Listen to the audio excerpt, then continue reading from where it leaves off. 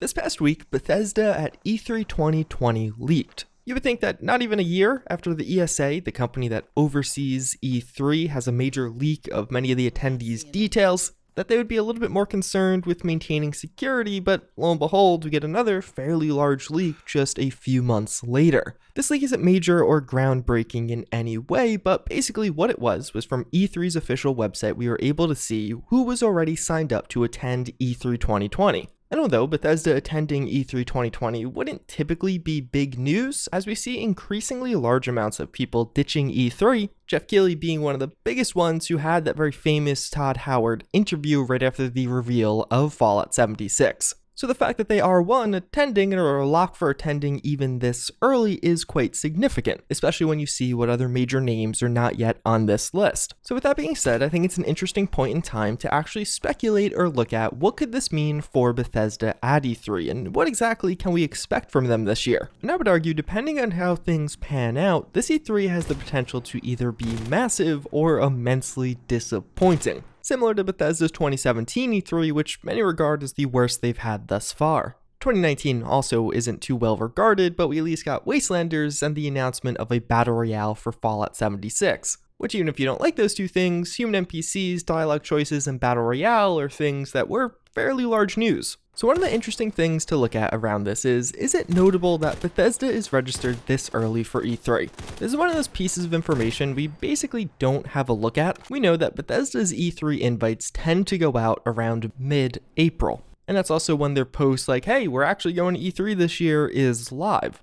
So now, of course, this leak came several months before then, so it could be that they actually are registered earlier than they typically do, but there's not much to really suggest that. And if anything, a point to the contrary in an interview from a while ago that for some reason I cannot locate, Todd Howard actually mentioned that at Bethesda towards the end of the year before the new year, they actually do a bit of an internal presentation, a look at some of the projects the teams are working on, and in some ways he described how that acted as a pre-E3. So considering that would have just happened months ago, it isn't shocking that they were a lock for E3 even this early. Now, the most interesting points around E3 2020 and Bethesda, for me at least, come for Bethesda Game Studios, as we don't really know what exactly is coming from this company, and it's actually been very quiet as of late. And you might be like, oh, that's fairly normal, that's typically how things, but no, it's really not. In particular with this case, this is the most in the dark we've been about the future of Bethesda in a long time. We of course know Starfield is next, and there's been a lot of back and forth as to Starfield 2020 or 2021 being the second most likely outcome. If it turns out being 2022, well, that means what, Fallout 5 2040? And although the debate rages onward around Starfield 2020 or not, I feel like the evidence points in a couple of different directions. One of the points for Starfield coming this year is the fact that Bethesda actually started work on this right after Fallout 4. Even though their next game was Fallout 76, it seems like they kind of co-produced Starfield and Fallout 76 in tandem. And of course, from the time from Fallout 4's release to Fallout 76's release, they quadrupled in size and now have 4 studios within Bethesda Game Studios. Although, something interesting, an interview to look back on, one of the most revealing that we saw from Todd Howard actually came just before the announcement of Fallout 76. On this, he actually said a few very interesting things. Firstly, as a counter to my previous point, how Bethesda never really does things in parallel. Well, we're never doing them completely in parallel. Yeah. So there's always one project that's in pre-production, maybe for years, and another one we have in full production, where the bulk of the team is on it, and then some people might be focusing on pre-production on something else. And those are different skill sets, whether it's concept artists or this or certain types of programmer. So it could have been the case is they didn't actually work on the two games in parallel, but more of committing everything to Starfield, then committing almost everything to Fallout 76, then back onto Starfield. But then, just shortly after that quote, he says this, which I think could be one of the most revealing. And so usually what's happening, take an animation system change that we're doing right now. We're finishing for one of our projects. Though that's a project that's in pre-production, getting a new animation system, whereas the one that's in full production is using the old one. This interview is from March of 2018, and although we didn't realize it at the time, the project that's in full production here is Fallout 76, and the project that's in pre-production, getting that totally new animation system, is likely to be Starfield. Maybe it's the Elder Scrolls 6, but that seems weird to start pre-production and an animation system so far ahead on that game. Which would seem to suggest that in 2018, specifically March of 2018, Starfield was still in pre-production, which does make me quite a bit more wary about a potential 2020 release date. We're used to this 3 to 4 year gap from Bethesda, and even though they have expanded, maybe now the fact that they are actually working on a totally new IP and a totally new environment does come with some additional challenges in getting some of that working. Space travel, and space mechanics are definitely foreign for this company.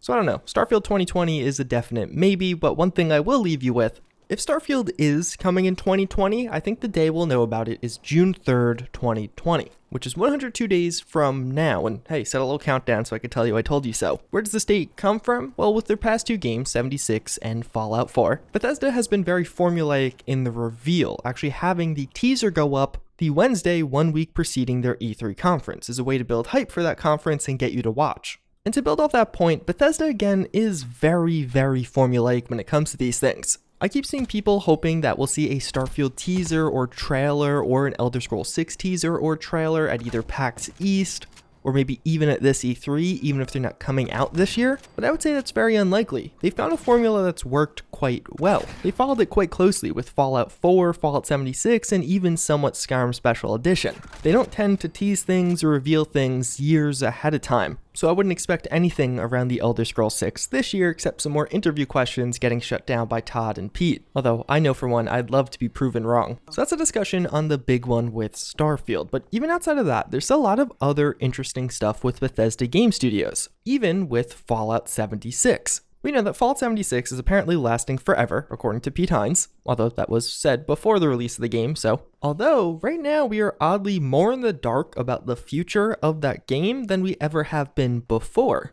A year ago, right at the start of 2019, we got that fully fledged roadmap as to what's to come with that game. But of course, with the delay of Wastelanders, that definitely does change things, and it does make me curious about what we see next. Wastelanders effectively now has missed two release dates. Originally the fall of 2019, but then also Q1 2020, it's technically missing by a week or so.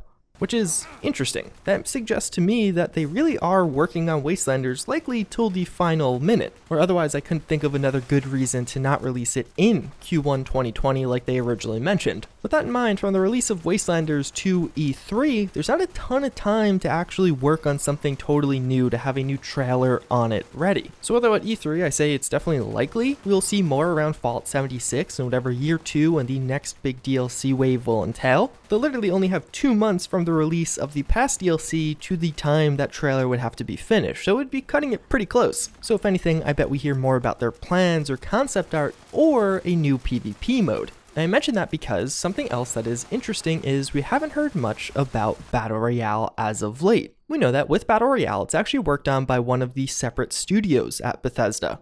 Maryland is working on Starfield, Austin on 76, and Dallas was working on the Battle Royale mode for 76, as well as kind of helps with some of the other projects. So maybe as of late, Dallas is just working on Wastelanders, but otherwise we haven't seen a major release for the Battle Royale mode since September with that second map. So I wouldn't be shocked if we see some big announcement from them in some form, whether it be a major new update for the Battle Royale, another big push to try and get it active, especially with the release of Wastelanders, or maybe even a new mode at this year's E3, like a TDM, or a reintroduction of the survival mode with some new mechanics to try and get some of those new players interested again. Although, fortunately for this one, we actually don't have long at all to wait until we have a better idea of what's coming next. As the lead on Fallout 76 just recently mentioned that during his panel at PAX East, we may get some insight into what's to come after Wastelanders, which otherwise we know basically nothing about. And I would imagine whatever is mentioned there could be something we hear a lot more about at E3. Although that of course only actually covers 3 of Bethesda's 4 studios,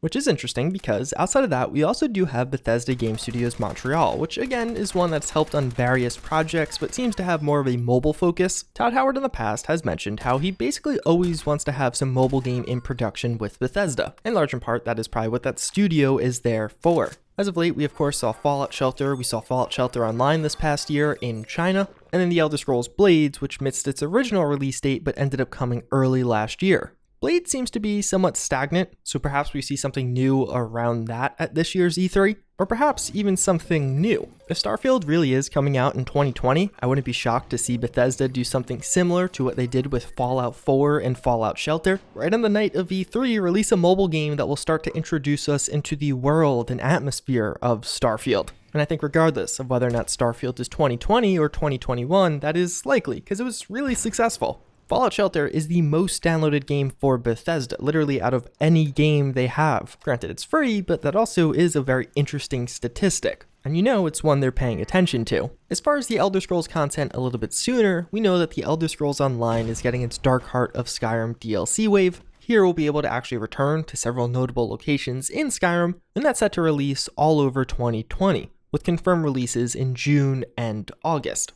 And those are things we're definitely going to hear more about at E3, likely with playable demos. Doom Eternal is another one that's pretty interesting, as it was originally set to come out late last year, but got delayed till March of this year. So it'll get posted a few months before E3, and I'd say this is another one that's probably a lock for some kind of DLC or expansion announcement. Doom 2016 had its own set of DLC, and we'll likely see a similar style with this one, especially if it ends up delivering. As far as the other studios, we don't know a ton. There are several projects in development like Deathloop, Ghostwire Tokyo. Those are two things you might hear details or trailers about at this year's E3. Ghostwire Tokyo in particular, there was a 3-year gap in between The Evil Within 1 and 2, and 2020 would mark another 3-year gap, although there's seemingly been some firings and potential internal troubles with that studio, so who knows how that affects things. There's also the breakout hit from last year's E3 with Commander Keen. The odd part about this is Commander Keen was announced. It obviously got quite a bit of backlash, especially among legacy fans. But then since then, we've literally heard